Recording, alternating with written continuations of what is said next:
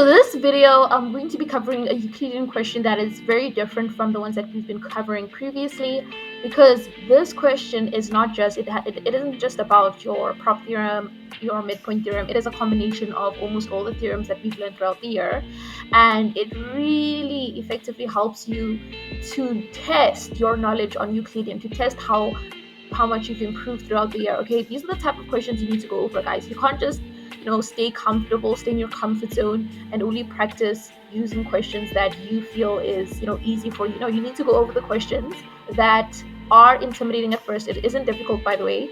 It is just something you're not used to.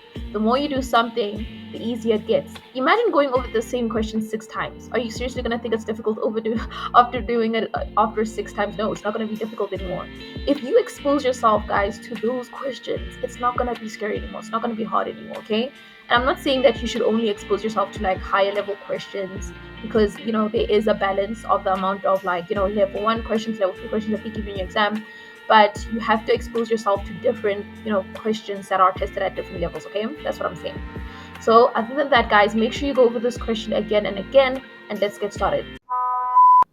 So they tell us that in the diagram we have TR. TR is the diameter of the circle. So before we begin, we know that it's very important to actually annotate our diagram. They told us that TR is the diameter. We know that a diameter always subtends a 90-degree angle. So what we want to do is we want to trace the lines that stem from the diameter all the way to the end of the circumference of the circle. It ends over here. Do the exact same thing on the other side. Trace it from the other end of the diameter all the way to the other end of the circumference of the circle. It ends right here by T1 or K1 plus K2. So what does that mean, guys? That means K1 plus K2 is going to equal to 90 degrees.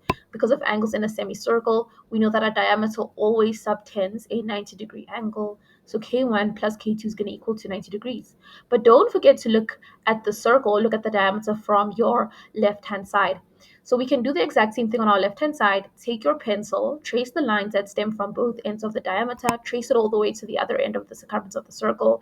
If you do that, you trace it, trace it, trace it, trace it, trace it. It ends all the way over here. Do the exact same thing on the other side. You trace it, trace it, trace it, trace it, trace it, trace it. It ends all the way over here. It ends literally by P1 and P2. So we know that P1 plus P2 is going to equal to 90 degrees because of angles in a semicircle. A diameter always subtends a 90-degree angle. Okay, so we have that sorted out. When we think of a diameter, there are a few other things that we think of. We think of identifying radii. We think of identifying a center. But in this case, we have no center at all. They just tell us we have a diameter. You can't just assume that that point is your center. That makes no sense. No, guys, no. A center would literally divide the diameter into t equal parts. Okay, so that's not the case in this specific question. No, so that's not the case. So if we don't have a center, that means we can't identify any radii. So we can't identify radii. We don't have a center, so we're just going to move on. They tell us that PKRT is a cyclic quad. When you think of a cyclic quad, what is it that we think of? We think of exterior angle of a cyclic quad. We think of exterior angle of a cyclic quad. We think of angles in the same segment, and we think of opposite angles of a cyclic quad are equal to 180 degrees, right? Those are the three theorems that we think of. So let's first highlight our cyclic quad PKRT. Let's see if we can identify exterior angle of a cyclic quad.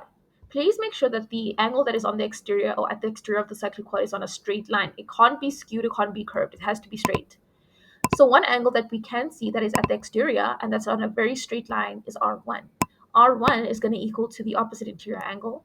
The angle that's opposite from R1 that's inside of the cyclic quad would be T1 plus T2. Don't just think it's T1, guys. Be very careful. It has to be the entire angle. It is both T1 plus T2. Do the exact same thing. Let's identify another angle that is at the exterior. Another angle that we can see that is at the exterior would be P3. P3 is on a straight line and it is at the exterior of the cyclic quad. P3 is going to equal to K1 plus K2. And this is very interesting, guys, because we already proved that K1 plus K2, we already proved that K1 plus K2 was equal to 90 degrees because of angles in a semicircle. So that means P3 is also equal to 90 degrees because P3 is equal to K1 plus K2 because of exterior angle of a cyclic quad. So I'm just going to draw like a little block or square block around it so that we can be reminded of that. Okay, so I'm just going to draw that over there. Now, those are the only angles that we can see that were at the exterior of the cyclic quad. Now let's continue on. What about angles in the same segment? So we want to look for that bow tie shape. So this is the bow tie shape that we're able to identify. We can see that P1 and R3 are in the same segment. We can see that T1 and K2 are in the same segment. We can see that T2 and P2 are in the same segment. And we can see K1 and R2 in the same segment. So we quickly want to go back and annotate that onto our diagram. We're going to annotate them as being equal to each other because they're in the exact same segment. So we can see that P1 equals to R3. We can see that T1 equals to K2. Okay, you really need to be thorough. You need to go through things thoroughly, okay? So we can see that T1 equals to K2, okay? We can see and look at it from also a different perspective. A lot of students actually forget to do this. You want to look at it from a horizontal perspective as well, okay? So once you do that, you're also going to see that P2 equals to T2, okay? Yeah, P1 equals to R3, P2 equals to T2. Actually, I want to use a different color. Those colors look way too similar to each other. We don't want to confuse ourselves. Yeah, like that. P2 equals to T2, P1 equals to R3, T1 equals to K2, and then R2 will equal to K1 because they also are in the exact same segment. Okay, so you're going to label R2 as being equal to K1. Okay, so now let's continue on. What about opposite angles of a cyclic quad are equal to 180 degrees? That's something we're going to keep at the back of our minds just in case we need to calculate like a numerical value. You should always still think of that theorem, okay? Now let's continue on. Chords T, P, and K are produced to intersect at S. Chord PK is drawn such that PK equals to TK. Now, they tell us that PK is equal to TK. We can obviously see that this is an isosceles triangle. Why is it an isosceles triangle? Because two sides of the triangle are equal to each other. They are equal in length. So we think of opposite angles equal sides. So we know that P1 is going to equal to T1 plus T2. Okay, so what you want to do is you just want to go back and annotate that. You want to go back and annotate that onto your diagram. You want to annotate them as being equal to each other. You're going to see that P1 is equal to T1 plus T2 because of opposite angles equal sides, which is a theorem you should not forget. So now we're done annotating our diagram, but before we continue on, you want to identify the angles that we were not able to connect to any other angle using our conventional Euclidean theorems. So what angles would that be? We can clearly see we did not connect angle S to another angle using Euclidean theorems like opposite angles of a cyclic quad or exterior angle of a cyclic quad or angles in the same segment. Yeah, we were not able to connect it to anything else. So what theorems do we think of, guys? We think of sum of angles of a triangle. We think of sum of exterior angle of a triangle. We think of vertically opposite. We think of angles on a straight line. Do not ever forget about those theorems that we've learned such a long time ago, all the way back in grade 8. Okay, I don't want to hear anybody like forgetting to use those ones. That should always be at the back of your mind. Okay. So now let's continue on. We have 10.1. We have proof giving reasons that 10.1.1 SR is the diameter of a circle passing through points S, P, and R. So by the way, we don't know if it's a diameter, guys. Okay, a lot of students are kind of confused with these type of questions where you have to prove that a line is a diameter or you have to prove a shape is a cyclic quad. What I want you to do is I want you to draw like a little invisible circle. We have to prove that SR is a diameter. But what is a diameter again? A diameter is a line that subtends a 90-degree angle. It holds a 90-degree angle all the way to the circumference of the circle. That is what a diameter is. So we just need to prove that the angle that SR holds to the circumference of the circle of the invisible yellow circle is 90 degrees. So let's start off by tracing the lines that stem from SR. We're going to trace it, trace it, trace it, trace it, trace it. It ends over here. Do the exact same thing on the opposite side. Trace it, trace it, trace it, trace it, trace it, trace it. It ends all the way over here, okay? So we know that SR subtends P3. We already know that P3 is 90 degrees, guys, because P3 equals to K1 plus K2 because of exterior angles of a cyclic quad. So we already said that P3 is equal to, not even P3, you need to label it as SPK.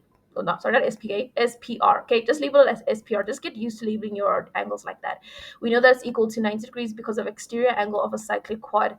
So there we've already proved that SR is a diameter because it subtends a 90-degree angle, right? So this is exactly how you should look at it. You really need to be very, very careful, guys, when it comes to, these type of questions, okay? So if we want to get full marks, what is the first thing that we have to state? You first have to state the fact that K1 plus K2 equals to 90 degrees because of angles in a semicircle.